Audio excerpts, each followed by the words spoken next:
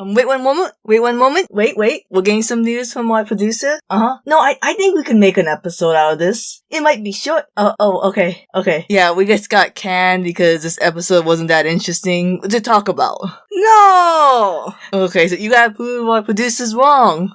Our job is on the line here. I'm Minty. I'm the one who's super excited about this episode. And I'm here with Eeyore, apparently, who didn't care for the episode. You know, Roger had a great joke about being, totally deadpan. I don't forget what it was, but I'm Annie. And for the first time ever, we're doing this episode without script. Wow. Yep, every other episode was scripted. I guess we'll see how this one goes then. Yep, and this is FunUntitled. We serve every podcast with an FU. And this is RuPaul's Drag Race All-Star 6, Episode 10. The time when we get to reveal the game within a game. And, we all kind of guessed it. It was going to be Top Chef, Last Chance Kitchen style because everything steals from the show Top Chef. Well, the recent reality competition TV show has anyways. Not a copying chop. Oh. So, if you've never seen Last Chance Kitchen, basically the eliminated queens have to go against each other one after the other, and whoever wins that Rudemption lip sync gets to move on and fight the next eliminated queen, and whoever comes out at the end gets to come back into the competition. I'm sorry, I'm gonna get this out of the way real fast. Now, the dancing was great. The fact that RuPaul had to introduce every single dance. I'm like, who is this for?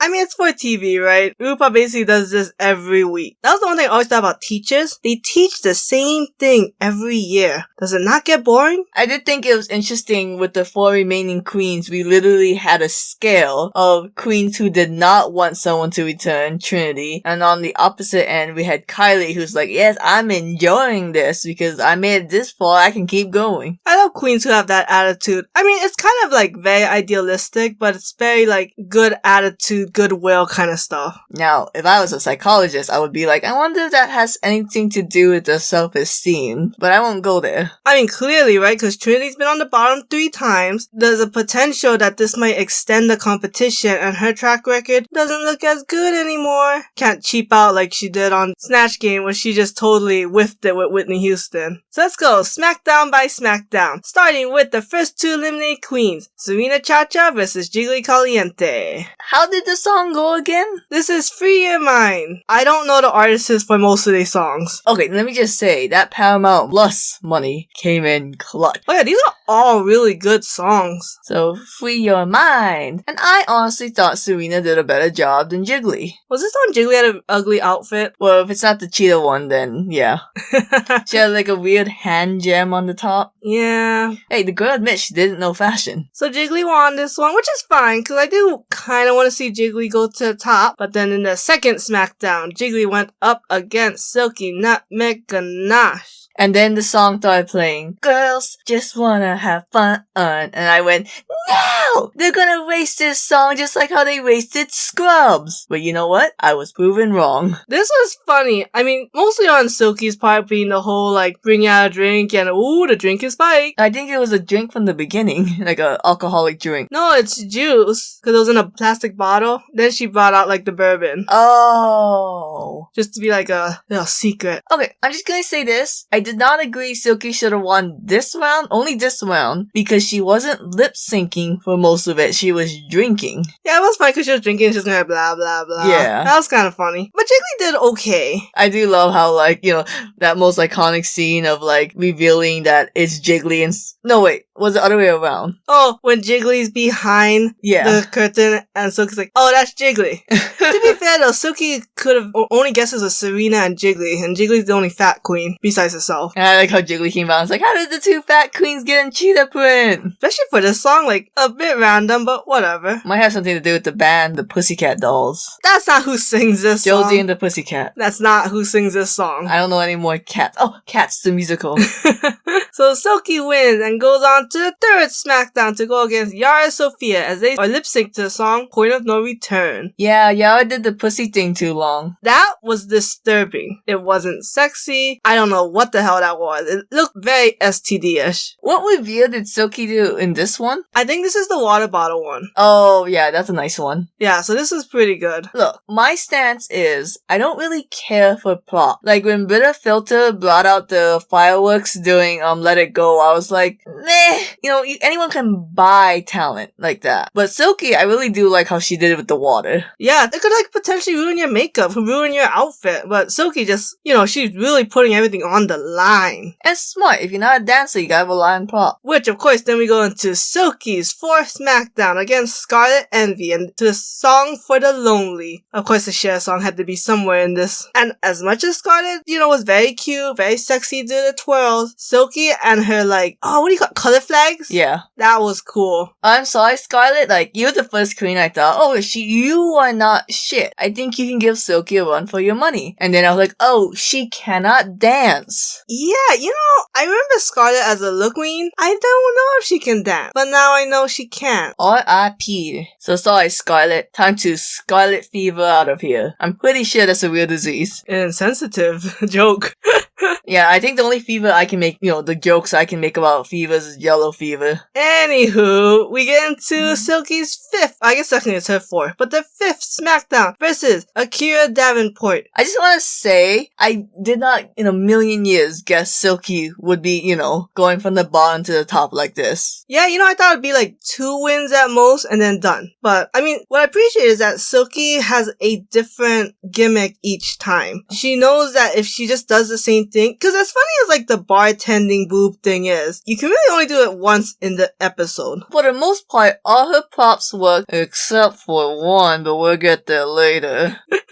And so Silky versus Akira, and I'm like, oh, Akira I know for sure is a dancer, let's go. But for some reason Akira said no? I mean, she explained herself. Honestly, I just think it makes sense. Like, you could dance your way to the top, but then like, still fail, because it's not like she got better. She just kept staying the same. Yeah, and if you watch Last Chance Kitchen, most of them pretty much come in and are almost immediately eliminated. Except season 8. Kristen, you go, girl. Yeah. I think it was season 8. But, so Akira didn't want to do it, and then Silky was like, this outfit only works for this one song, so I am gonna lip sync for my life. And Silky, you just got so many new fans as you brought Barbie Girl back into relevancy. It reminds me of the season 7 challenge where they also had to do like a half female, half male look, and they dance, and that was really cool. Oh, season 7 also had a queen that was redeemed and then immediately lost. Ah, Trixie. Well, she lasted for one more episode, then got out. But yeah, so it was very funny. She had only one gimmick, but that's all she needed. And when she started rolling on the ground, he was like, man, Silky, you working for the dollar. Oh, that was funny as hell. I will say one thing. It is kind of sad watching this because you can tell every queen is giving their all. Oh yeah, I mean, it's make it or break it, right? Like when Scarlet lost, she was just upset and you could tell. Oh yeah. Even like Yara, she just walked off.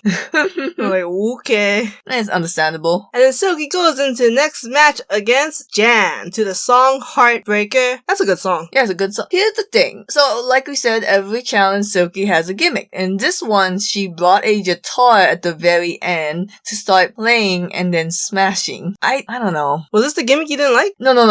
The very last one is the one I don't like. Ah, yeah. But this one, I feel like it wasn't as big as the other ones. Like, this is the first one that came at the very end, so I hardly got to see it. Which is strange, but the whole point of that gimmick is the whole destroying the guitar, of course, which is always funny. And then, yeah, so I feel bad for Jan because, I don't know, could you have done more with the song other than the headbanging? I think Jan got really close, but at this point, Silky has gone so far, she might as well go all the way. The Barbie girl just kind of edged her out. Yeah, that was added to these points. Yeah. The next 3 SmackDowns. Oh, Jan was heartbroken too. Oh yeah. Real heartbreaker.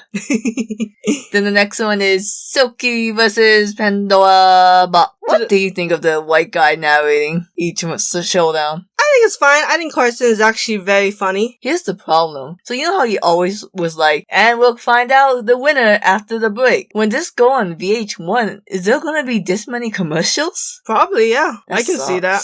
It's never gonna go on VH1. You don't think so? No, not with that Paramount Blue money. I feel like they're gonna stream it first and later on they'll put it on TV where everyone can see it. Like a year later. Because I remember there was one episode where they clearly had a commercial break and I was like, oh, okay. I get it.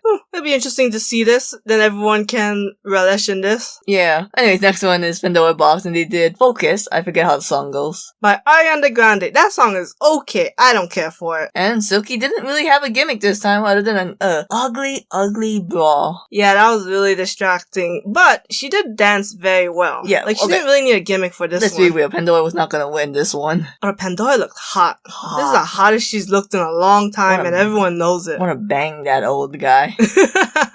But, I would have loved to see Pandora win it, but man, Silky had this. She was just dancing. She looked like Ariana Grande. And then the next one, the final one, we have Silky on the left in her weird sweatsuit, and Eureka on the right with her mom's life alert.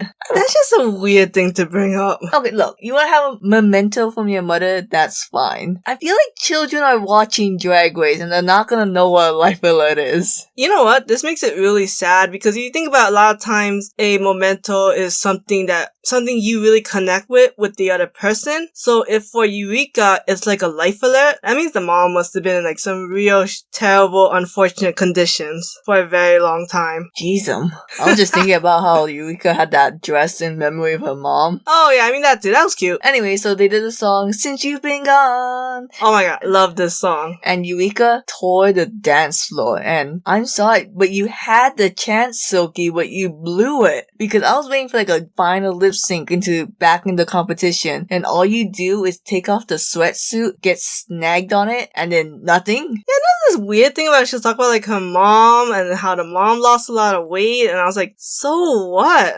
I don't give a shit. Maybe that was Silky's thing, was like she lost a lot of weight in 1 week. I guess. I don't know. So, then Silky got caught, so that was her downfall. But Eureka ended the lip sync really weird. Like, she started like praying, and I'm like, you do realize the song is about, since you've been gone, I can finally breathe because you are a very toxic and problematic person. I feel like you tell me that every single time, and I'm like, no, I didn't listen to depressing songs as a child. Since you've been gone, I can breathe for the first time. Oh, I thought it was like, I can't. Oh. No, everyone thinks it's a romantic song. When you listen to the lyrics, it is not. I could have sworn I listened to anime OTP videos to that song. Yeah, you have.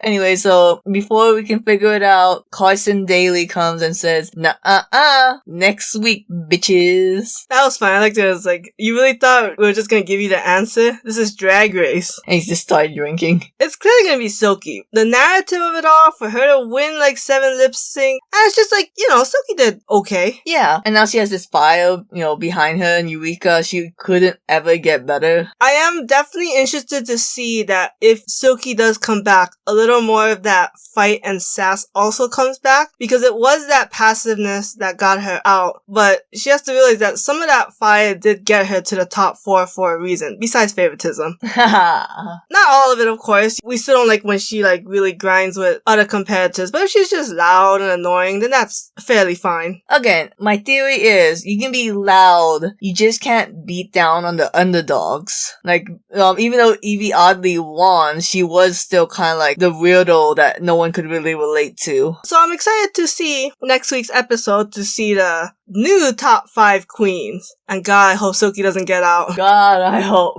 So we'll see what happens. Okay, bye.